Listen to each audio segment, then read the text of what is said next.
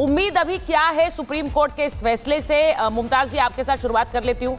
ये बताइए आज क्या उम्मीद कर रहे हैं, क्योंकि सबसे बड़ा बोन ऑफ कंटेंशन जिसे हम कहते हैं कि जिस पर सबसे ज्यादा विवाद रहा वो वक्फ बाय यूजर है, उसे लेकर आपको क्या लग रहा है, क्या उम्मीद है? देखिए सुचारिता जी, बहुत बहुत शुक्रिया आपका। और मुझे लग रहा है कि हम सब सुप्रीम कोर्ट और अदालत पे यकीन करते हैं और हमें आज भी पूरा यकीन है, और हमें नहीं पूरे मुल्क को, कि सुप्रीम कोर्ट से बहुत अच्छा फैसला आएगा। नहीं, वो अच्छा फैसला क्या? नहीं, वक्फ बाय यूज़र जो सबसे ज़्यादा इम्पॉर्टेंट है, बहुत अहम है, वो मेरे ख़्याल से उसे नहीं माना जाएगा। मतलब वो हमारे लिए बाकी रहेगा और इस मामले में सरकार को यकीनन मात होगी, मुझे ऐसा लग रहा है। क्योंकि देखिए, वक्फ बाय यूज़र जो है ना, वो इसलिए बहुत इम्पॉर्टेंट है क्योंकि बहुत सारी चीज़ें, यानी अगर 400-500 साल से मस्जिद हम नमाज पढ़ रहे हैं, वहाँ पे दरगाहें बनी हुई हैं, हाँ, वक्फ आया जो रजिस्ट्रेशन आप जिसको कहते हैं वो हो रहा है 100 साल। देखिए मुमताज जी, ऐतिहासिक इमारतों को लेकर सरकार ने पहले ही कहा कि वो एक अपवाद है। जो ऐतिहासिक इमारतें हैं, जो हिस्टोरिकल मॉन्यूमेंट्स हैं, उनको लेकर सरकार ने पहले ही कहा कि उन पर वक्फ बाय यूजर लागू नहीं होगा। लेकिन जिस तरह से आप कह रहे हैं आचार्य जी, जो मुख्य कारण था ये कानून लाने का, उसके वो यही बात थी कि किसी भी जगह को, और वो भी जो कि जिसका एक प्रॉपर्टीशिप किसी मुसलमान का नहीं है, उस पर भी आप ये कह देते हैं कि ये वक्फ की जमीन है और उसे इस्तेमाल करने लगते हैं वक्फ। देखिए सुचारिता जी, आपने देखा है बहुत स्पष्ट रूप से कि कभी कोई गांव जो हजारों साल पुराना है, जो 1500 साल पुराना है, उस पर क्लेम कर देना जी ये हमारा है। कुंभ पर क्लेम कर देना नहीं जी ये हमारा है। सुप्रीम कोर्ट पर क्लेम कर देना जी हमारा है। हवाई अड्डा हमारा है। पार्लियामेंट हमारा है।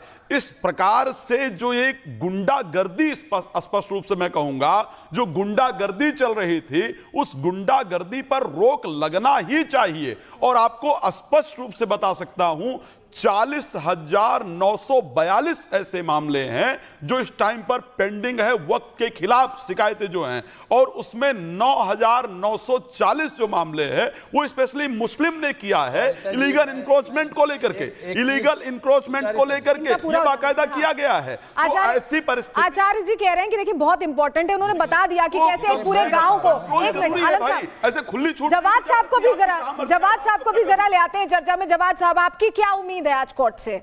नहीं, उम्मीद और तवक्को तो हर किसी को रखना चाहिए कि अच्छे फैसले आएंगे, देश हित में फैसले आएंगे। लेकिन अभी आपने कहा वक्फ का जो कानून है, इसके पीछे लाने की सरकार की मंशा क्या थी? मैंने तो हमेशा कहा ये हम दो, हमारे दो, और अब तो हमारे और दो की सरकार है। अपने चंद उद्योगपति मित्रों को खुश करने के लिए सरकार जो थी कानून लेकर के आई थी। पहले 2013 के अंदर जो है, जब संशोधन हुए थे, तो इसमें कानून था, प्रावधान था। नहीं, उन दोनों को खुश करने के लिए ला रही थी जवाद साहब। लेकिन आपका मतलब यह है कि वक्फ के खिलाफ शिकायतें मुस्लिम समाज से नहीं आ रही थी। तो ये कोई शिकायतें नहीं थी, इसका कोई बेसिस था ही नहीं, इसकी क्या कोई आधारशिला नहीं थी कि ये कानून लाया गया? नहीं, शिकायतें आती हैं बहुत सी जगह पे, बहुत सी संस्थानों के खिलाफ आती हैं। हाँ। तो शिकायतें आने का मतलब ये नहीं होता है केटर करे, एड्रेस करे सरकार के नहीं करे। एड्रेस देखिए, प्रोपेगेंडा क्या था सरकार की तरफ से कि कानून वक्फ बोर्ड के जो बने हुए थे कि उसके अंदर जो है आप किसी अदालत के अंदर चैलेंज नहीं कर सकते थे। ये प्रोपेगेंडा हमने देखा। महिलाओं का रिप्रेजेंटेशन की बात थी कि महिलाओं को रिप्रेजेंटेशन नहीं दिया जाता, फिर वो भी ये एक्सपोज हुए।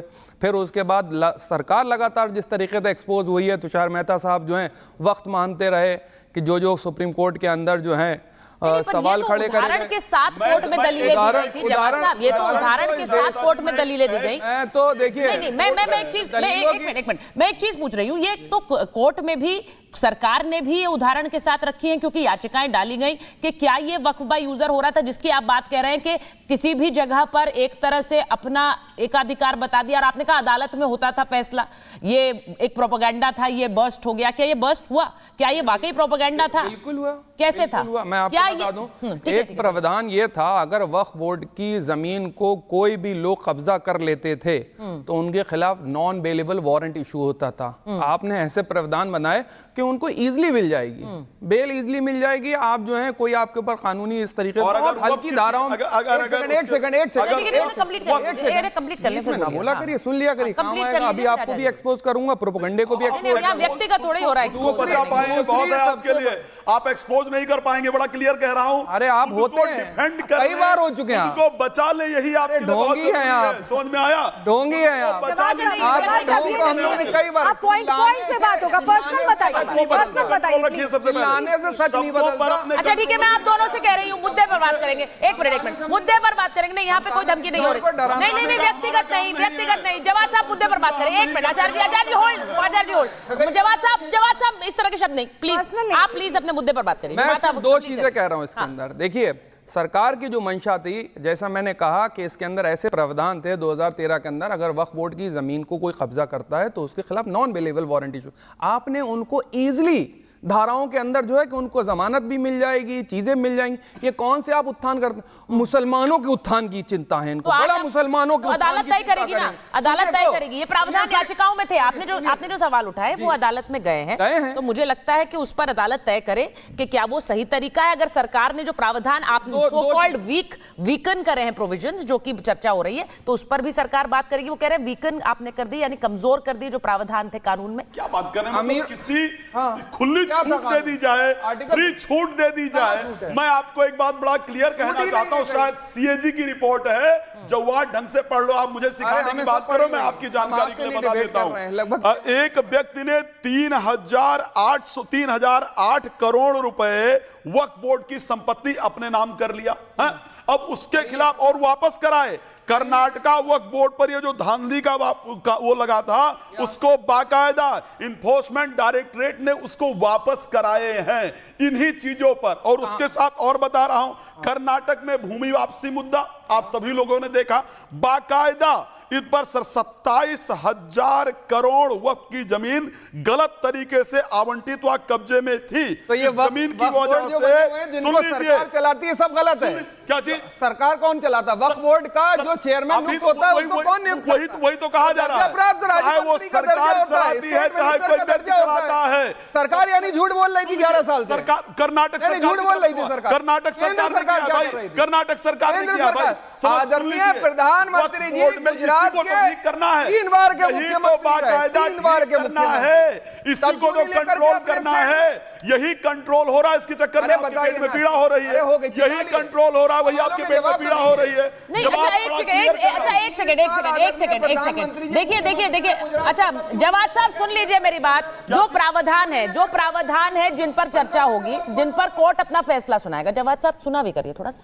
जब जिन प्रोविजंस पर याचिकाएं डाली गई, जिनको लेकर आज कोर्ट अपना फैसला सुना सकता है, एक एक करके उन पर बात करते हैं। मैंने वक्फ बाय यूजर की बात की, मैंने उसमें नॉन मुस्लिम नुमाइंदगी पर भी याचिकाएं डाली गई हैं, उस पर भी बात होगी। नहीं, मैं अपने व्यूअर्स को बता रही हूँ, दर्शकों को बता रही हूँ कि नॉन मुस्लिम जो नुमाइंदगी है उसको लेकर भी एक कलह है, उसको लेकर याचिकाएं डाली गई हैं। आपने कहा कानून वीक कर दिए गए। अब सवाल ये है, मुमताज जी जरा बताइए, ये जवाद साहब कह रहे हैं कि कानून वीक कर दिए गए, ये जो वक्फ बोर्ड्स हैं तो सरकार ही चला रही हैं। अगर वक्फ बोर्ड सरकार ही चला रही हैं तो सरकार ही संशोधन कर रही है उस कानून में, उसे उसकी बेहतरी के लिए, तो इसमें फिर मुस्लिम समाज में हस्तक्षेप कैसे है? ये खुद ही वो कह रहे हैं कि सरकार ही चला रही है वक्फ बोर्ड, मुस्लिम समाज नहीं चला रहा। सुचारिता जी, सबसे पहले मैं ये कहूँगा, जिस तरह से आचार्य जी ने गुंडागर्दी लफ्ज का इस्तेमाल किया है। गुंडागर्दी ना, एक मिनट रुक जाइए, देखिए हम आपके बीच बोले ना, आज बहुत अच्छी डिबेट करना चाहता हूँ, मत कीजिए। अच्छा उन्हें बोलने दीजिए फिर बोलिए। एक तो ये लफ्ज जो है बहुत अच्छा नहीं है, क्योंकि मतलब वक्फ बोर्ड जो है, सुनिए, वक्फ बोर्ड सरकार जैसे कि मैं जवाब 1500 पुराने किसान, अरे रुक जाइए ना, अभी रुक जाइए ना, आपके अच्छा ठीक है, एक एक करके बात। अच्छा अगर वो गुंडागर्दी कह रहे हैं, मुमताज जी आपको आपत्ति है, सुनिए मेरी बात सुनिए ना। वो कह रहे हैं गुंडागर्दी वो जो अवैध अतिक्रमण और अवैध संपत्ति लीजिए, मैं इसलिए कह रहा हूँ, आप अगर अवैध रूप से किसी संपत्ति पर हड़प लेंगे तो वो अवैध और गुंडागर्दी कह रहे हैं। जी सुन लीजिए, बोलिए। 123 प्रॉपर्टी दिल्ली में जो कब्रस्तान है, दरगाह है, खानकाह है, इमाम बाड़े हैं, ये सारी आप देख लीजिए पिछले तकरीबन 84 से इस पे मुकदमा चल रहा है, आज तक ये हमें नहीं मिल पाई।